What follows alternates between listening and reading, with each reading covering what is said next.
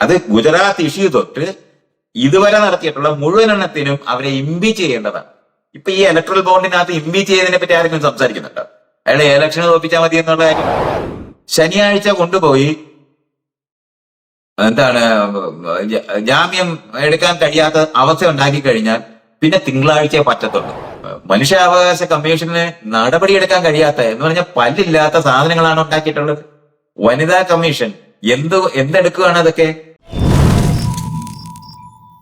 മൈത്രേയൻ, തെരഞ്ഞെടുപ്പ് അടുത്തു വന്നുകൊണ്ടിരിക്കുകയാണല്ലോ. ഈ തെരഞ്ഞെടുപ്പ് അടുത്തു വന്നുകൊണ്ടിരിക്കെ നോർത്ത് ഇന്ത്യയിലൊക്കെ ഒരു ചില മാറ്റങ്ങൾ നമുക്ക് കാണാൻ പറ്റും. ഇതുവരെയുള്ള കേന്ദ്ര ഭരണത്തിനെതിരെ അല്ലെങ്കിൽ ഇലക്ട്രൽ ബോണ്ടിലൂടെ ജനങ്ങൾ തിരിച്ചറിഞ്ഞ ഈ അഴിമതിക്കെതിരേക്കുള്ള ഒരു മൂവ്മെന്റ് നോർത്ത് സൈഡുകളിലൊക്കെ കാണാൻ പറ്റും നമുക്ക്. ഈ തെരഞ്ഞെടുപ്പിന് അടുത്ത് നിൽക്കുമ്പോൾ എങ്ങനെയാണ് ഈ തെരഞ്ഞെടുപ്പിന് മൈത്രേയൻ വിലയിരുത്തുന്നത്?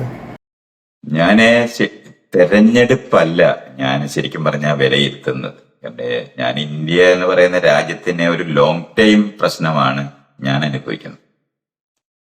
ഇപ്പൊ മോദി അല്ലെങ്കിൽ RSS അവർക്ക് ഇന്ത്യൻ ഭരണഘടനയെ മാറ്റി നിർത്തി ഇപ്പൊ ഇപ്പൊ ഇലക്ഷൻ കമ്മീഷനെ അവർക്ക് ഇഷ്ടമുള്ളതുപോലെ നിയമിക്കാൻ പറ്റുന്ന തരത്തിൽ അതിനെ മാറ്റാൻ കഴിഞ്ഞത്.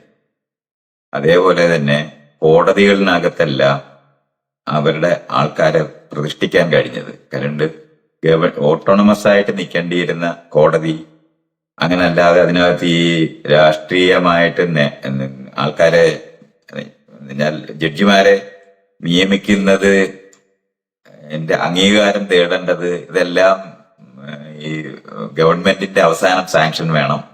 അതൊരു സൈഡിൽ നമുക്ക് കാണാനുണ്ട്. രാഷ്ട്രീയമായി അവര് നിലനിൽക്കേണ്ട ആവശ്യമുണ്ടെന്ന് കാണുന്ന ഒരു പോയിന്റ് ഉണ്ട്. പക്ഷെ അപ്പൊ തന്നെ നമുക്ക് കാണാൻ പറ്റും നമ്മൾ ഒരിക്കലും എലക്റ്റഡ് ആയിട്ടുള്ള ഇത്തരത്തിലുള്ള പ്രവർത്തിക്കുന്ന ഒരു പ്രൈം മിനിസ്റ്റർ ഉണ്ടാകുമെന്ന് നമ്മൾ ആരും പ്രതീക്ഷിച്ചിരുന്നില്ല എന്നൊക്കെ കാണാൻ പറ്റും. ഇപ്പൊ നിലനിന്നിരുന്ന കഴിഞ്ഞ എന്ന് പറഞ്ഞാൽ കോൺസ്റ്റിറ്റ്യൂഷണലായിട്ട് തന്നെ ഉണ്ടായിരുന്ന ഫെഡറൽ നിലപാടുകള്, അതുപോലെ തന്നെ ഓട്ടോണമസ് ആയിട്ട് നിൽക്കേണ്ട 4 തൂണ് എന്നൊക്കെ നമ്മൾ പറയുന്നത്, ജനാധിപത്യത്തിന്റെ 4 തൂണെന്ന് പറയുന്നതിനെല്ലാം അവര് ഏകോപിപ്പിച്ച് ഒരൊറ്റ നേതാവിന്റെ കീഴിലേക്ക് കൊണ്ടുവരുന്നതിന് പരുവപ്പെടുത്താൻ പറ്റുന്ന നിലവാരത്തിലാണ് ഈ കോൺസ്റ്റിറ്റ്യൂഷൻസിനകത്ത് അതൊക്കെ നിന്നിരുന്നതെന്ന് ഞാൻ കാണുന്നുണ്ട്. നമുക്ക് ഇപ്പം ആർമിയിലെ 3 ആയിട്ട് വിഭജിച്ച് നിർത്തിയിരുന്നതിന് മുകളിൽ ഒരാളെ പ്രതിഷ്ഠിക്കാൻ അവർ ശ്രമിച്ചിരുന്നു എന്നുള്ളത് നമുക്ക് കാണുന്നുണ്ട്. അയാള് കൊല്ലപ്പെട്ടു പോയത് എങ്ങനെയാണെന്നുള്ളത് ഇനിയും അന്വേഷിച്ചറിയേണ്ട കാര്യങ്ങളാണ്. പക്ഷെ ആ ഏകോപനം എന്ന് പറയുന്നത് ഈ അധികാരത്തിന്റെ ഏകോപനമായി മാറുമെന്ന് നമുക്ക് കാണാം. ഇതൊക്കെ ഈ കോൺസ്റ്റിറ്റ്യൂഷണൽ ആയിട്ടുള്ള ക്രൈസിസ് ഉണ്ടാക്കുന്ന സ്ഥലങ്ങളിലേക്കാണ് ഇതെല്ലാം പോകുന്നത്. അതുപോലെ തന്നെ സുപ്രീം കോടതിന് അകത്തിരിക്കുന്ന 1-2 ജഡ്ജിമാരുടെ വിധി കൊണ്ട് നമ്മൾ സുപ്രീം കോടതി പഴയതുപോലാണെന്ന് തെറ്റിദ്ധരിക്കുന്നിടത്തും നമ്മൾ നിൽക്കുന്നുണ്ട്. അപ്പൊ ഇങ്ങനത്തെ കാര്യങ്ങളാണ് നമ്മുടെ യഥാർത്ഥ പ്രശ്നങ്ങളായിട്ട് മാറുന്നത്. എല്ലാ ഇൻസ്റ്റിറ്റ്യൂഷനും ഒന്നിച്ച് ഒരു കേന്ദ്ര ഗവൺമെന്റിന്റെ അപ്രമാദിത്വത്തിനെ അംഗീകരിക്കുന്ന ഒരു അവസ്ഥ സൃഷ്ടിക്കപ്പെട്ടിട്ടുണ്ടെന്നുള്ളത് നമ്മൾ കാണേണ്ടതുണ്ട്. അത് ഇപ്പം മോദിയോ RSSോ അധികാരത്തിലല്ലാതെ നമ്മളിപ്പോ ഇന്ത്യ മുന്നണി എന്ന് പറയുന്നത് അവര് അധികാരത്തിൽ വന്നാലും ഇതേ പ്രശ്നം തുടരും എന്നുള്ളതാണ് ഞാൻ കാണുന്നത്. ഞാൻ ഈ ഭരണമാറ്റം എന്ന് പറയുന്ന സമയത്ത് തലപ്പത്തിരിക്കുന്ന കുറച്ചു പേര് മാറിയാൽ അങ്ങ് ഭരണം നേരെയാകും എന്ന് തെറ്റിദ്ധരിക്കുന്നിടത്തേക്ക് ഇനി ഞാൻ ഒരിക്കലും ഇല്ല. അങ്ങനെ അല്ലത് കാണുന്നു. ഇന്ന് ഞാനത് പലതവണയായിട്ട് പറയാൻ ശ്രമിക്കുന്നുണ്ട്, ജനാധിപത്യത്തിന്റെ ഇൻസ്റ്റിറ്റ്യൂഷൻസ് നമുക്ക് രൂപപ്പെടുത്താനോ നിലനിന്നിരുന്ന ഈ 4 തൂണെന്ന് പറയുന്ന സാധനങ്ങളെ ജനാധിപത്യവൽക്കരിക്കാനോ നമുക്ക് കഴിഞ്ഞിട്ടില്ല എന്നുള്ള യാഥാർത്ഥ്യമുണ്ട്. നമുക്ക് ഹെറാർക്കിക്കലായ കൊച്ചു മജിസ്ട്രേറ്റ് കോടതി തൊട്ട് സുപ്രീം കോടതി വരെയുള്ള ഹെറാർക്കി ഉണ്ട്. അതേപോലെ തന്നെ പോലീസ് എന്ന് പറയുന്നത് കോൺസ്റ്റബിൾ തൊട്ട് DGP വരെയും പോകുന്ന സ്റ്റേറ്റുകളിൽ പോകുന്ന തരത്തിലെ ഹെറാർക്കി നിലനിൽക്കുന്നുണ്ട്. അഡ്മിനിസ്ട്രേഷനകത്ത് വില്ലേജ് ഓഫീസർ തൊട്ട് കളക്ടറേറ്റ് വരെ ഉള്ള കളക്ടർ വരെ പോകുന്ന ഹെറാർക്കി നിലനിൽക്കുന്നുണ്ട്. എലക്ട് ചെയ്ത ഗവൺമെന്റിനെ നിയന്ത്രിക്കാൻ വേണ്ടി ഒരു ഗവർണറെ കൊണ്ടുവന്ന് നിർത്തി ഒരു ബില്ലും പാസ്സാക്കാതിരിക്കാൻ കഴിയുന്ന നിലവാരത്തിൽ നിലനിൽക്കുന്നത് നമുക്ക് കാണാൻ കഴിയുന്നുണ്ട്. മീഡിയയ്ക്ക് അകത്ത് നിൽക്കുന്ന എല്ലാ മീഡിയയും സ്വതന്ത്രമായിട്ട് നിൽക്കുക, അതിനെയെല്ലാം ഇഡിയും എന്താണ് അവിടുത്തെ പോലീസ് ഏജൻസികളെ കൊണ്ട് അന്വേഷിപ്പിച്ചും ഒക്കെ നിയന്ത്രിക്കാൻ കഴിയുന്നത് നമുക്ക് കാണാൻ കഴിയുന്നുണ്ട്. അപ്പൊ ഇത് ഇനി മോദിയും RSS അവിടെ നിന്ന് പോയാൽ ഈ സ്ട്രക്ചർ ഇങ്ങനെ തന്നെ നിൽക്കുകയാണെന്നുള്ളത് ഇപ്പൊ നമുക്ക് വ്യക്തമറിയില്ലേ. ഇതാണ് ഞാൻ പറയുന്നത്. ഇപ്പൊ ജനാധിപത്യവൽക്കരിക്കപ്പെടേണ്ട സ്ഥാപനങ്ങളുണ്ടെന്നുള്ള കാര്യം ആളുകൾ കാണുന്നില്ല. ഞാൻ പലതവണയായിട്ട് പറയുന്നുണ്ട്, എലക്ഷൻ ജയിച്ചിട്ട് ജനാധിപത്യപരമായി ജയിച്ചവർ പോയിരിക്കുന്നത് രാജാധികാരത്തിന്റെ ചിഹ്നങ്ങളുള്ള മുറികളിലാണ് ഇരിക്കുന്നത്. ഇവിടെ സെക്രട്ടേറിയറ്റിനകത്തൊക്കെ മുറികൾ എന്ന് പറയുന്നത് മുഴുവൻ നമ്മളെ പോലുള്ള ആൾക്കാരെ ചെറുതാക്കാൻ വേണ്ടി ഉണ്ടാക്കിയതാണെന്നെങ്കിലും നമ്മൾ കാണണ്ടേ. നമ്മൾ കൃത്യമായിട്ട് മനസ്സിലാക്കാനുള്ളത് തോക്കും എന്താണ് പിച്ചാത്തി പിടിച്ച് നിൽക്കുന്ന ഒരു പ്രണയക്കാരനുണ്ടാകാനൊക്കത്തില്ല. അങ്ങനെ അത് മനസ്സിലാക്കേണ്ടത്. ഈ ഇൻസ്റ്റിറ്റ്യൂഷൻസ് എന്ന് പറയുന്നത് ജനവിരുദ്ധമാണ്. ആ ഇൻസ്റ്റിറ്റ്യൂഷനകത്ത് ഇലക്ഷൻ നടക്കുന്നതാണ് കൊണ്ട് ജനവിരുദ്ധത പോകത്തില്ല. പോലീസ് സ്റ്റേഷന്റെ ഘടനാപരമായ നിലനിൽപ്പിനകത്ത് ജനാധിപത്യവൽക്കരണം നടക്കത്തില്ല. ഈ മേഖലകൾ മനസ്സിലാക്കാതെ ഈ മുകളിലുള്ള ആളുകളെ നമ്മൾ എലക്ട് ചെയ്ത് തോപ്പിക്കും. ഇപ്പൊ ജനങ്ങൾ മുഴുവനും മോദിക്ക് എതിരായാലും ആ എതിരായിരിക്കുന്നതിന് പകരം അവിടെ കയറിയിരിക്കുന്ന ആൾക്കാരും ഇതേ ഇൻസ്റ്റിറ്റ്യൂഷൻ തന്നെയാണ് ഉപയോഗിക്കാൻ പോകുന്നതെങ്കിൽ നമ്മളിത് കോൺഗ്രസിനകത്തുനിന്ന് പണ്ട് കണ്ടതല്ലേ. എന്തിനാണ് കോൺഗ്രസിനെതിരെ ഞാനൊക്കെ സമരം ചെയ്തിരുന്നത്? ജനങ്ങൾക്ക് എതിരായിട്ടുള്ള നിലപാടുകളുടെ ഇപ്പം UAPA എന്ന് പറഞ്ഞ നിയമം ഉണ്ടാക്കിയത്, അതുപോലെ തന്നെ ഈ ബാബറി മസ്ജിദ് തുറന്നു കൊടുത്തത്, ഇതൊന്നും BJPക്കാരല്ല. അപ്പൊ അവിടെ കയറിയിരിക്കുന്ന ആൾക്കാർക്ക് ഭരിക്കാനാണ് കയറുന്നതെന്നുള്ള വിചാരമുള്ള ഭരണം നടത്താനായിട്ടാണ് ഈ ജനാധിപത്യത്തിനകത്തെ ക്രമീകരണങ്ങളെ മനസ്സിലാക്കുന്നതെങ്കിൽ നമുക്ക് പാടാണ്. ഞാൻ ഈ കോൺസ്റ്റിറ്റ്യൂഷൻ എന്ന് പറയുന്നതിനകത്ത് ജനാധിപത്യവൽക്കരണം നടക്കാതെ, സ്കൂളുകളിനകത്ത് പൗരബോധ നിർമ്മാണം നടക്കാതിരിക്കുന്ന ഒരു ഇന്ത്യ വീണ്ടും തുടരുകയാണെങ്കിൽ പലയിനം മോദികൾ പ്രത്യക്ഷപ്പെടും എന്നുള്ളത് മാത്രമേ നമുക്ക് മനസ്സിലാക്കേണ്ട കാര്യമുള്ളൂ. അല്ലാതെ ഈ മോദിയെയും RSSനെയും തോപ്പിച്ചു കഴിഞ്ഞാൽ ജനാധിപത്യം വരുമെന്ന് തെറ്റിദ്ധരിക്കരുത്. അങ്ങനെ വരുത്തില്ല എന്ന് നമ്മൾ അറിയേണ്ടതുണ്ട്. കേരളം എന്ന് പറയുന്ന ഒരു സംസ്ഥാനത്തുനിന്ന് 20 പേര് ഒരു പാർട്ടിക്കാർ ജയിച്ചു എന്നാലും അവിടെ അവർക്ക് തീരുമാനങ്ങൾ എടുക്കാൻ കഴിയാതിരിക്കുന്ന ഒരു ഫാക്ടർ പാർലമെന്റിൽ ഉണ്ടെന്നുള്ള കാര്യം മറന്നുപോയിരുന്നു നമ്മള്. ഇത് ഇന്ന് അനുഭവിക്കുന്ന പ്രശ്നമല്ല. കേരളത്തിൽ എലക്ട് ചെയ്ത ഗവൺമെന്റിനെ പിരിച്ചുവിട്ട കേന്ദ്ര ഗവൺമെന്റ് എന്തിനാണ് അങ്ങനെ ഒരു കേന്ദ്ര ഗവൺമെന്റ്? ഇത് നെഹ്റുവിന്റെ കാലത്താണ്. ഞാൻ ഏറ്റവും കൂടുതൽ ബഹുമാനിക്കുന്ന രാഷ്ട്രീയ നേതാവാണ് നെഹ്റു. അത്തരത്തിലുള്ള അധികാര കേന്ദ്രീകരണങ്ങള് സംസ്ഥാനത്തിന്റെ മുകളിൽ ആധിപത്യത്തോടിരിക്കുന്ന ഒരു കേന്ദ്ര ഗവൺമെന്റ് തുടർന്നുകൂടാ എന്നാ ഞാൻ അഭിപ്രായം. ഇത് നമ്മൾ മനസ്സിലാക്കേണ്ടതുണ്ട്. അല്ലാതെ അത് ഇപ്പം മോദി കയറി ഇത്രയും മോശമായി ഒരു പത്രസമ്മേളനം പോലും നടത്താതെ, നമ്മൾ വെറുതെ നോക്കിക്കേ, പത്രസമ്മേളനം അയാളുടെ ഇഷ്ടം കൊണ്ട് നടത്തുന്ന പോലെ അല്ലേ അയാൾ ഇരിക്കുന്നേ. അയാൾക്ക് വേണമെങ്കിൽ ചെയ്യാന്നുള്ള നിലവാരത്തിലല്ലേ. ഒരു സൈഡിലേക്ക് മാത്രമായിട്ട് പ്രസംഗിക്കാനായിട്ടിരിക്കുന്ന ഒരു കോന്തനെ നമ്മൾ എന്തിനാണ് കേൾക്കേണ്ടത്? ഇതൊക്കെയാണ് നമ്മൾ മനസ്സിലാക്കാനുള്ളത്. പത്രസമ്മേളനം എന്ന് പറഞ്ഞാൽ പ്രൈം മിനിസ്റ്റർ ചോദ്യത്തിന് വിധേയനാകാൻ നിർബന്ധിക്കപ്പെടുന്ന സ്ഥലമല്ലേ. അല്ലാതെ അയാളുടെ ഇഷ്ടത്തിന് ഒരാളെ വിളിച്ചിരുത്തി ഇന്റർവ്യൂ നടത്തിയാൽ മതിയോ? അക്കൗണ്ടബിൾ ആയിട്ടില്ല. അപ്പൊ ഞാൻ പറയുന്നത് ഇത് ഇപ്പം മോദി പെരുമാറുന്നത് പോലെ തന്നെ ഇനിയും വരുന്ന പ്രൈം മിനിസ്റ്റർ പെരുമാറത്തില്ല എന്നുള്ളതിന് ഗ്യാരണ്ടി എന്താണ്? അങ്ങനത്തെ ഗ്യാരണ്ടി ഒന്നും നമുക്കില്ലിപ്പം. അതുകൊണ്ടാണ് ഞാൻ പറയുന്നത് എല്ലാ ഇൻസ്റ്റിറ്റ്യൂഷൻസും ഏതെങ്കിലും നിലവാരത്തിൽ അതിനൊരു ജനാധിപത്യവൽക്കരണം നടന്നിട്ടുണ്ടെങ്കിൽ അതുപോലും നശിപ്പിച്ച് കളഞ്ഞു എന്നുള്ളതാണ് അടുത്ത പ്രശ്നം. മറ്റേത് ഒരു നിയമം പാസാക്കി എടുക്കുന്നതിന് പ്രതിപക്ഷത്തിന്റെ സപ്പോർട്ടൊക്കെ വേണമായിരുന്നു, ഭൂരിപക്ഷം വേണമായിരുന്നു. അതൊന്നും ആവശ്യമില്ല എന്നുള്ള കാര്യം മോദിയും പാർട്ടികളും തെളിയിച്ചില്ലേ, കൈയടിച്ച് പാസ്സാക്കിയില്ലേ. ഈ സ്പീക്കർ എന്ന് പറഞ്ഞ കോന്തനെ അവിടെ കയറ്റിയിരുത്തിയിരുന്നിട്ട് അവന് നമ്മൾ ചോദിക്കുന്നതും പറയുന്നതും കേൾപ്പിക്കാതെ നമ്മുടെ വായടപ്പിച്ച് കളയുന്ന നിലവാരത്തിൽ അവിടെ സംസാരിക്കുന്നവരെ നിർത്തിക്കളയുന്നില്ലേ. ഇത്തരത്തിലുള്ള സ്ഥാപനങ്ങൾ തന്നെ ആ നിലവാരത്തിൽ ഡെമോക്രറ്റൈസ് ചെയ്യപ്പെട്ടിട്ടില്ല. അല്ലാതെ മോദിയും പാർട്ടികളും തോറ്റാൽ ജനാധിപത്യം വരുമെന്നുള്ള തെറ്റിദ്ധാരണയിൽ നമ്മൾ ഇനി ചെന്ന് പെടേണ്ട കാര്യമുണ്ടോ? മോദിയും പാർട്ടികളും എങ്ങനെ അവിടെ എത്തിച്ചേർന്നു എന്നുള്ള കാര്യം നമുക്ക് കാണാം. ആളുകള് പരസ്പരം തമ്മിലടുപ്പിച്ച് വോട്ട് മേടിക്കാൻ കണ്ടെത്തിയ രാഷ്ട്രീയ പാർട്ടികളുടെ നാടാണിത്. അത് ഇനി ഏതവൻ ആ പേരും പറഞ്ഞ് കയറിയാലും ഒരുപോലെ തന്നെ ആയിത്തീരും. അപ്പൊ നമുക്ക് മനസ്സിലാക്കാനുള്ളത്, ഇത്രയും ഒരു ക്രൈസിസ് ഉണ്ടായതിനകത്ത് ഇത് മറികടക്കാനുള്ള പ്രവർത്തനങ്ങൾ കൂടി ഇതിനകത്ത് വന്നേ പറ്റൂ. നമ്മൾ ഈ കോയലേഷൻ ഗവൺമെന്റുകൾ ഉണ്ടാകുമ്പോ പോലും കാശ് കൊടുത്ത് മേടിക്കാൻ പറ്റുന്ന ആൾക്കാരായിട്ട് അവർ മാറിക്കഴിഞ്ഞില്ലേ? ഇതൊക്കെ എങ്ങനെയാണ് പരിഹരിക്കുന്നത്?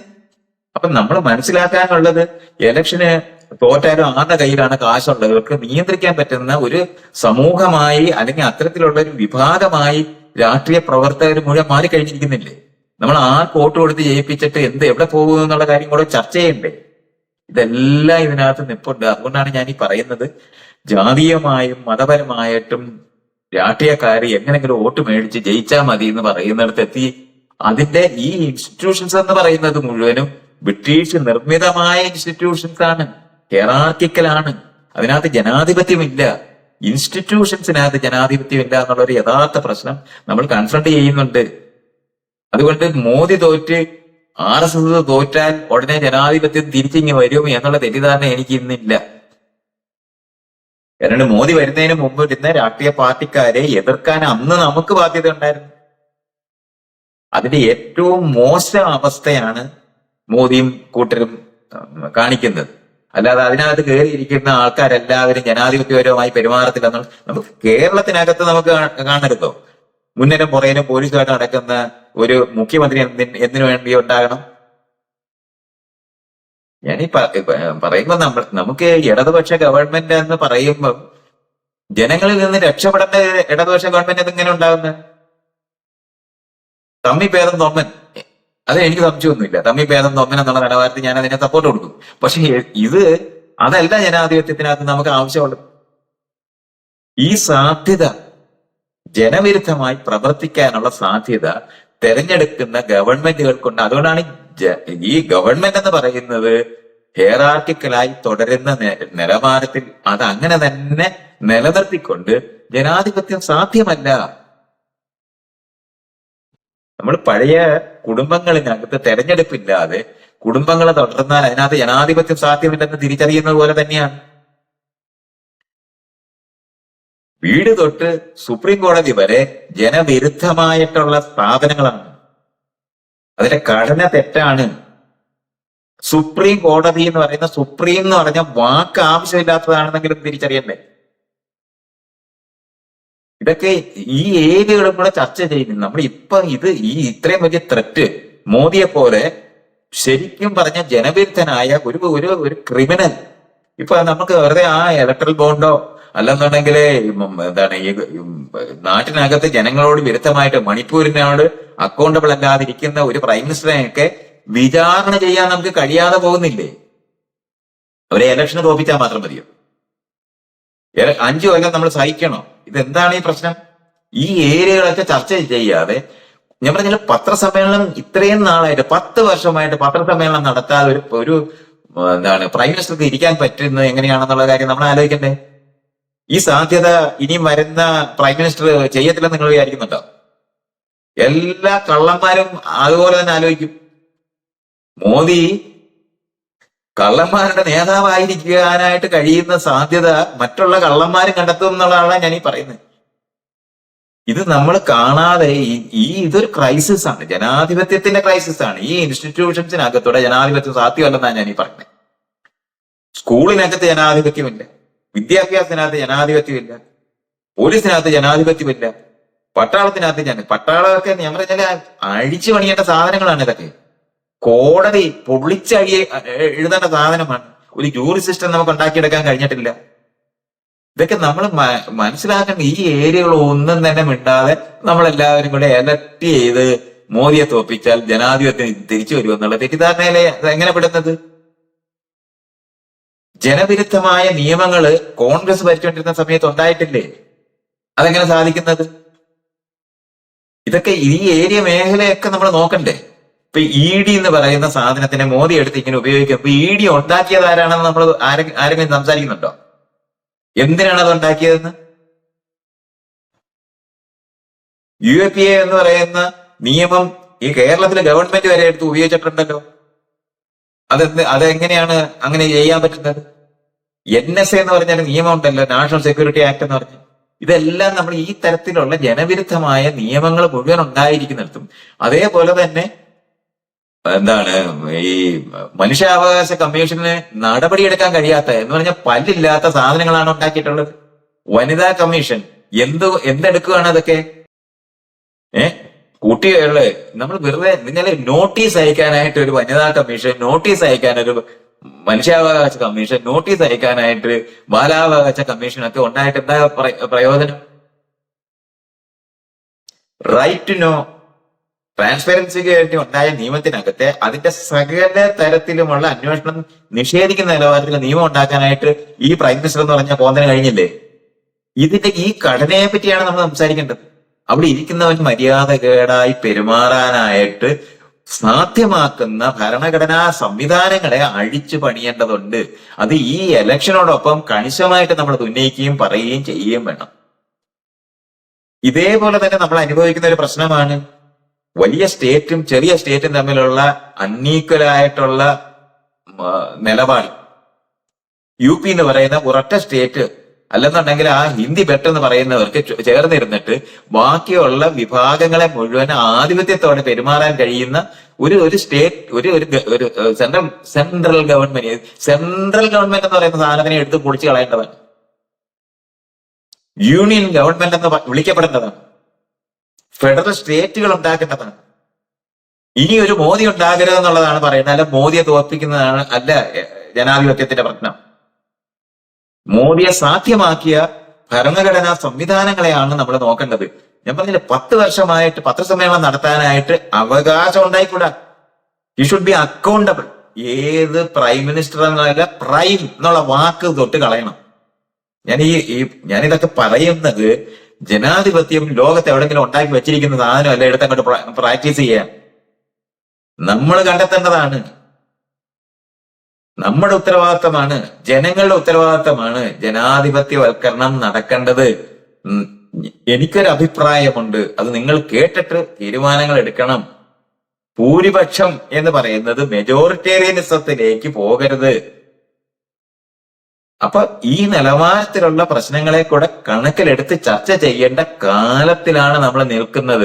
അതുകൊണ്ട് മോദിയും പാർട്ടികളെ തോൽപ്പിച്ചാൽ ജനാധിപത്യം തിരിച്ചു വരുമെന്ന് വിചാരിക്കാനും വേണ്ടി ഒരു മണ്ടനല്ല ഞാൻ. ഈ ഓരോ സ്ഥാപനങ്ങളെയും അഴിച്ചു പണിയേണ്ടതുണ്ട്. പഞ്ചായത്ത് ബലപ്പെടുത്തേണ്ടതുണ്ട്. തെരഞ്ഞെടുക്കപ്പെട്ട ഉദ്യോഗസ്ഥന്മാരുണ്ടാകേണ്ടതുണ്ട്. അല്ല, ഉദ്യോഗസ്ഥ ഭരണത്തിനെ ജനാധിപത്യ ഭരണമായിട്ട് കാണാനായിട്ട് നമ്മൾ തയ്യാറാകരുത്. ചീഫ് സെക്രട്ടറിമാരെ എന്ന് പറയുന്ന ഞാൻ പറഞ്ഞ ഹെറാർക്കിക്കലായിട്ട് നിലനിർത്തുന്ന നമുക്ക് കോമൺ ആയിട്ട് തീരുമാനങ്ങൾ എടുക്കുന്നത് കോഓപ്പറേറ്റീവ് സൊസൈറ്റികൾ രൂപപ്പെടുത്തുന്നത് പോലെ നമ്മൾ തിരിച്ചറിയേണ്ട സ്ഥലങ്ങളാണ്. എല്ലാ സ്ഥലങ്ങളിലും എല്ലാ ഇടങ്ങളിലും ഉദ്യോഗസ്ഥന്മാർ അക്കൗണ്ടബിൾ ആകേണ്ടതുണ്ട്. പിരിച്ചുവിടപ്പെടാന്ന് പറഞ്ഞാൽ തെരഞ്ഞെടുക്കപ്പെടേണ്ട ഉദ്യോഗസ്ഥന്മാരുണ്ടാകേണ്ടതുണ്ട്. പഞ്ചായത്ത് പ്രസിഡന്റ് ഉണ്ടാകുന്ന പോലെ പഞ്ചായത്ത് സെക്രട്ടറി അക്കൗണ്ടബിൾ ആകേണ്ടതുണ്ട്. കളക്ടർ അക്കൗണ്ടബിൾ ആകേണ്ടതുണ്ട്. നമുക്ക് പോലീസിംഗ് അല്ല ആവശ്യം. ജനസേവനത്തിന് ജനങ്ങൾക്ക് എന്താ പറയണ്ട, അവരുടെ പ്രശ്നങ്ങളെ പരിഹരിക്കാൻ അവർക്ക് സേവനം കൊടുക്കുന്ന വിഭാഗമായിട്ട് പോലീസ് എന്ന് പറയുന്ന സാധനം മാറ്റേണ്ടതുണ്ട്. ഇങ്ങനെ ജനാധിപത്യവൽക്കരണം എന്ന് പറഞ്ഞാൽ സൂക്ഷ്മവും വിപുലവുമാക്കുക, ആഴത്തിലാക്കുക. ആ മേഖലയ്ക്കകത്ത് നമുക്ക് നമ്മൾ തെരഞ്ഞെടുത്ത ജനപ്രതിനിധി നമ്മളെ ഭരിക്കാനാകാൻ അനുവദിച്ചുകൂടാ. ഈ മേഖലകൾ ചർച്ച ചെയ്യുകയും ഇതിന് പരിഹാരങ്ങൾ നിർദ്ദേശിക്കുന്ന നിലവാരത്തിൽ സംവിധാനങ്ങൾ രൂപപ്പെടുത്തുന്ന ചർച്ച ഈ ഇലക്ഷനെങ്കിലും നടന്നില്ലെന്നുണ്ടെങ്കിൽ നമ്മളെ സംബന്ധിച്ചോളം ഒരു കാലയിലെ മന്ത് വേറൊരു കാലയിലെ മന്താക്കി മാറ്റി ഞാൻ പറയുന്നത് മോദിക്ക് പകരം മറ്റുള്ളവർ വന്നാൽ ഇതേ പ്രശ്നങ്ങൾ നമ്മൾ നേരിടേണ്ടി വരും. 2 വർഷത്തിനകത്ത് നമ്മൾ നേരിടേണ്ടി വരും. ഇതൊക്കെയാണ് നമ്മുടെ പ്രശ്നങ്ങൾ. ഈ നിലവാരത്തിൽ ജനാധിപത്യത്തിനെ പറ്റി സൂക്ഷ്മമായ ധാരണ ഉണ്ടാക്കിയെടുക്കുന്ന ഡിസ്കഷൻസ് ഈ സമയത്ത് നടക്കേണ്ടതാണ്. ഓരോ പൗരനും രാഷ്ട്രീയക്കാരനാണെന്ന് അറിയുന്ന, അവന് ഉത്തരവാദിത്തം ഉണ്ടെന്നും കടമയുണ്ടെന്നും തിരിച്ചറിയുന്ന വിദ്യാഭ്യാസം നവീകരിക്കേണ്ട പ്രശ്നമുണ്ട്. അല്ല സിലബസ് ശരിയാക്കുന്ന യുക്തിയല്ലത്. എന്ത് പഠിപ്പിക്കണമെന്ന് പറയുന്നതല്ലേ, എന്ത് ശാസ്ത്ര സാങ്കേതിക വിദ്യയുടെ കാര്യങ്ങൾ പഠിപ്പിക്കുന്നതിനുള്ള ചർച്ചയല്ല അത്. പൗരബോധ നിർമ്മാണം എന്ന് പറയുന്നത് ഉത്തരവാദിത്തപ്പെട്ട പൗരരെ നിർമ്മിക്കുന്ന ഇടമാണ് സ്കൂളെന്ന് ആദ്യം തീരുമാനിച്ചിട്ട് അതിനുശേഷമാണ് നമ്മൾ എന്തുകൊണ്ടാണ്, എന്ത് തരത്തിലെ വിദ്യാഭ്യാസം നേടിയാണ് ജീവിക്കേണ്ടതെന്ന് വരേണ്ടത്. രണ്ടാമത് വരുന്ന സാധനമാണത്. അതാണ് ഒന്നാമത്. രാഷ്ട്രീയം വേണ്ട. വിദ്യാഭ്യാസം എന്ന് പറഞ്ഞാൽ തൊഴിലെടുക്കാൻ പോകുന്നതിനുള്ള സ്ഥലമായിട്ട് ഇന്നും തുടരുന്ന സ്കൂളുകളല്ലേ നമുക്കുള്ളത്. ഇതെല്ലാം അഴിച്ചു പണിയേണ്ടത്. പ്രണയ വിവാഹങ്ങളെന്ന് പറയുകയല്ല ചെയ്യുന്നത്. ഡേറ്റ് ചെയ്തിട്ട് ആരാണോ വിവാഹിതരാകുന്നവര് പരസ്പരം തെരഞ്ഞെടുക്കേണ്ടതുണ്ട്. ആ പരസ്പരം തെരഞ്ഞെടുക്കുന്ന ആൾക്കാരുടെ വിവാഹങ്ങൾ അല്ലാത്ത ഒരു വിവാഹം അനുവദിച്ചുകൂടാത്തതാണ്. ഇതൊക്കെയാണ് നമ്മൾ ചെയ്തെടുക്കേണ്ടത്. ഇപ്പം മരണം, ജനനം ഒക്കെ രജിസ്ട്രേഷന് കൊണ്ടുവരണം എന്ന് പറയുന്ന സമയത്ത് പണ്ടത് അമ്പലത്തിലും പള്ളിയിലും പറഞ്ഞാൽ മതിയായിരുന്നു എന്നുള്ള കാര്യം പോലെ ഈ നിലപാടെടുത്താൽ മതിയോ? നമ്മൾ മനസ്സിലാക്കേണ്ടതാണ് ഈ ജനാധിപത്യം വികസിപ്പിക്കുക എന്ന് പറയുന്നത്, ജനാധിപത്യം ആഴത്തിലാക്കുക എന്ന് പറയുന്നത് വ്യക്തിയിലും മാത്രമായിട്ട് ഒതുങ്ങുന്നതോ അല്ലെന്നുണ്ടെങ്കിൽ ഇൻസ്റ്റിറ്റ്യൂഷൻസിന്റെ ഘടന മാറ്റേണ്ടതുണ്ട്. കോടതികളിൽ പോയാൽ ഇതുവരെ കസേര കിട്ടാത്ത ഇടങ്ങളാണ് അതൊക്കെ. എത്ര അഹങ്കാരത്തോടെ, എത്ര ധാർഷ്ട്യത്തോടെയാണ് ജഡ്ജിമാർ ഇരിക്കുന്നതെന്ന് നിയമം വ്യാഖ്യാനിക്കുന്നവൻ മാത്രമല്ല, അങ്ങനെ ഒറ്റയ്ക്ക് ഒരാള് ഒരു ബെഞ്ച് നമുക്കിപ്പൊ കാണരുത്. ഒരാൾ കൊണ്ടുപോയി ഒരു പരാതി കൊടുത്താല് തള്ളിക്കളയുക എന്ന് പറഞ്ഞാൽ അയാളുടെ ഇഷ്ടം കൊണ്ട് ചെയ്യാൻ പറ്റുമെന്നാണ്. മജിസ്ട്രേറ്റിന്റെ ഇഷ്ടം കൊണ്ട് വേണമെങ്കിൽ ജാമ്യം കൊടുക്കാം എന്നൊക്കെ പറയുന്ന നിലവാരത്തിലാണ് കാര്യങ്ങൾ നിൽക്കുന്നത്. എപ്പോഴും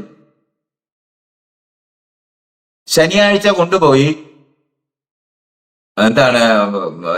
ജാമ്യം എടുക്കാൻ കഴിയാത്ത അവസ്ഥ ഉണ്ടാക്കി കഴിഞ്ഞാൽ പിന്നെ തിങ്കളാഴ്ചയെ പറ്റത്തുള്ളൂ എന്ന് പറയുന്ന നിലവാരത്തിൽ ഇതൊക്കെ എന്തോ ഭയങ്കര അലംഘനീയമായ എന്തോ സംഭവം പോലാണ്. സകല പോലീസുകാരും കണ്ടുപിടിച്ചിട്ടുണ്ട് ആ വെള്ളിയാഴ്ച കൊണ്ടുവരരുതെന്ന്.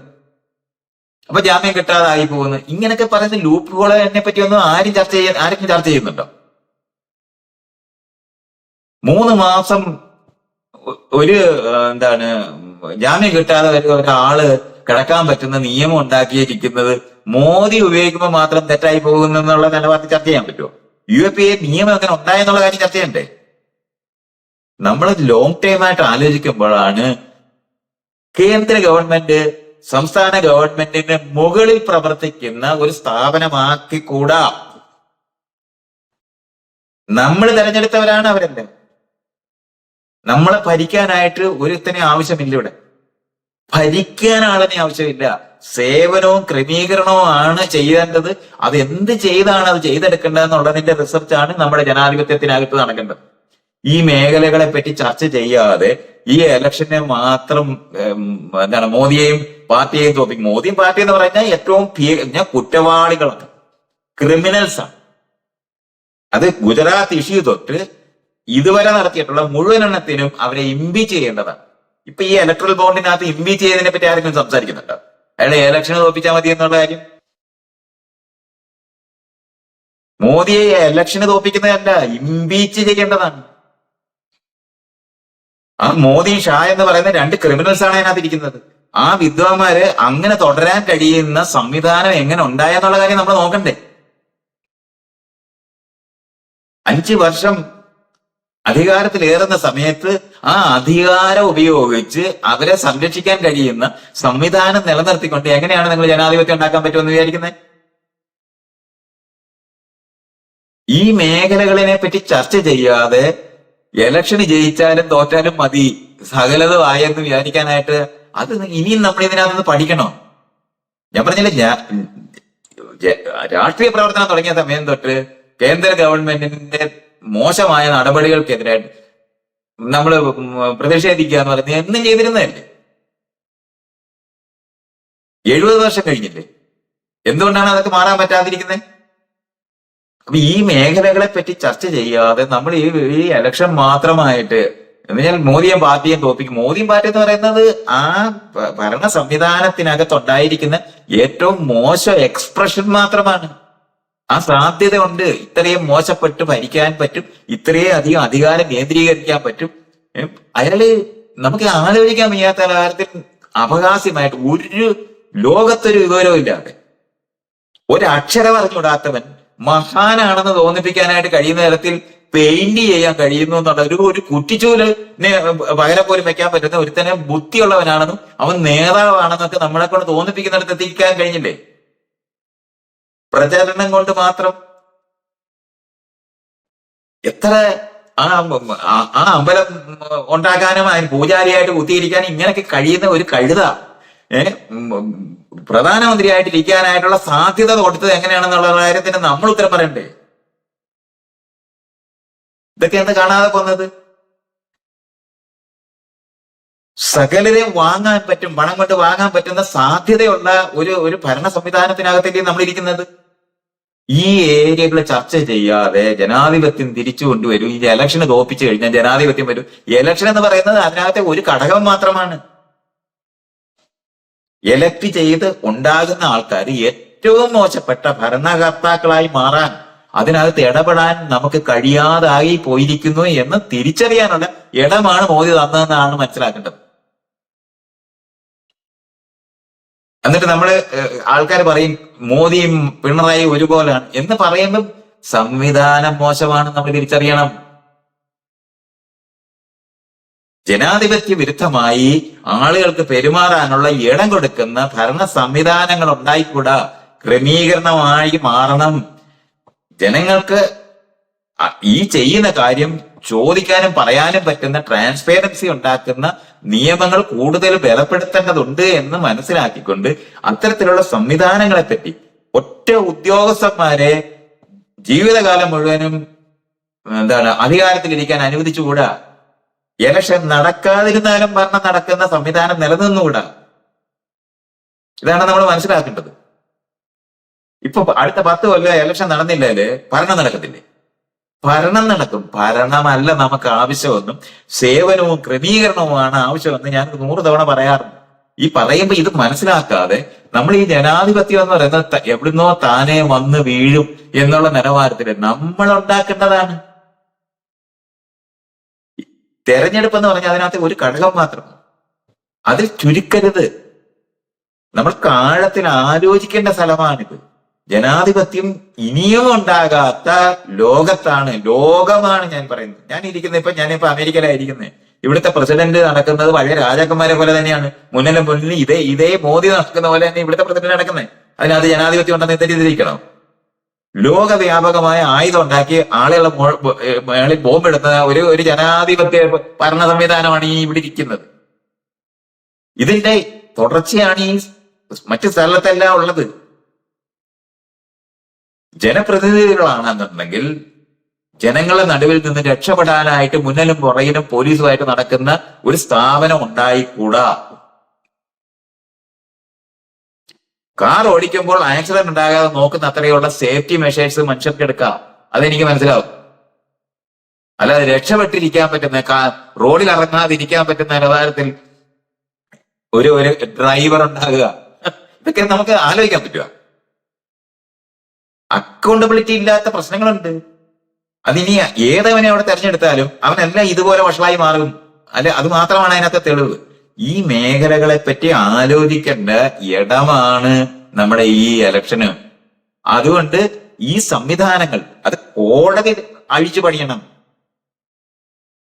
പട്ടാളം മിനിമൈസ് ചെയ്യണം, പോലീസുകാര് സേവകരായി മാറേണ്ടതുണ്ട്. ആളുകളുടെ ഇടയില് തോക്കുമായിട്ട് നടന്ന ആൾക്കാരെ വെടിവെക്കാനുള്ള സാധനമല്ല അവര്. നമ്മുടെ ഇടയിലെ പ്രശ്നങ്ങൾ പരിഹരിക്കാനുള്ള സേവനം തരുന്ന ആൾക്കാരായിട്ട് അവർ മാറേണ്ടതുണ്ട്. പഞ്ചായത്തുകൾ ബലപ്പെടുത്തേണ്ടതുണ്ട്. തെരഞ്ഞെടുക്കപ്പെട്ട ഉദ്യോഗസ്ഥന്മാരെ ഉണ്ടാകാവൂ. അക്കൗണ്ടബിൾ ആകേണ്ടതുണ്ട്. ഇതിനെയാണ് ജനാധിപത്യം എന്ന് പറയുന്നത്. ഈ മേഖലകൾ അന്വേഷിക്കാനുള്ള കാലത്താണ് ഈ ഇലക്ഷൻ നടക്കുന്നതെന്ന് തിരിച്ചറിഞ്ഞുകൊണ്ട് അതിനകത്ത് കാര്യങ്ങൾ ചെയ്യുന്നില്ലെങ്കിൽ, അത്തരത്തിലുള്ള ചർച്ചകൾ ആരംഭിക്കുന്നില്ലെങ്കിൽ വീണ്ടും വീണ്ടും മോദിമാർ ഉത്പാദിപ്പിക്കപ്പെടുകയും നമ്മൾ ഓരോ രാഷ്ട്രീയക്കാർ മുഴുവൻ കള്ളന്മാരാണെന്ന് കണ്ടെത്തുന്ന യുക്തിക്കകത്ത് വീണ്ടും ചെന്നുപെടും. നമ്മളെല്ലാം രാഷ്ട്രീയക്കാരാണെന്നുള്ള തിരിച്ചറിവിലിരിക്കുന്ന ജനവിഭാഗത്തിന് ആരോ എവിടുന്നോ വന്ന രാഷ്ട്രീയക്കാർ, നമ്മളെല്ലാം നല്ല ആൾക്കാർ, രാഷ്ട്രീയക്കാരെല്ലാം മോശക്കാരുമാണെന്ന് പറയുന്ന കഥയ്ക്ക് അത് വീണ്ടും വീണ്ടും ചെന്ന് വിടുന്നിട്ട് ആണ് നമ്മളിപ്പോ ഉള്ളത്. അപ്പൊ ആ മേഖലകളെ പറ്റി അന്വേഷിക്കാനുള്ള ഒരു ഇടം മോദി ഒരുക്കി തന്നു എന്ന് മാത്രമാണ് ഞാൻ അതിനകത്ത് നിന്ന് കാണുന്നത്. ഈ ഡിസ്കഷൻ ആരംഭിക്കുകയും ഇതിനെ പറ്റി സംസാരിക്കുകയും നമ്മൾ ഈ ഉണ്ടാക്കി വെച്ചിരിക്കുന്ന എല്ലാ ഇൻസ്റ്റിറ്റ്യൂഷൻസും ബ്രിട്ടീഷുകാർ ഇന്ത്യക്കാരെ ഭരിക്കാൻ വേണ്ടി ഉണ്ടാക്കിയതാണെന്നും അതിനകത്ത് ജനാധിപത്യം സാധ്യമല്ലെന്നും തിരിച്ചറിയാനായിട്ട് ഈ ചർച്ച ഉപയോഗപ്പെടട്ടെന്ന് മാത്രമേ എനിക്ക് പറയാനുള്ളൂ.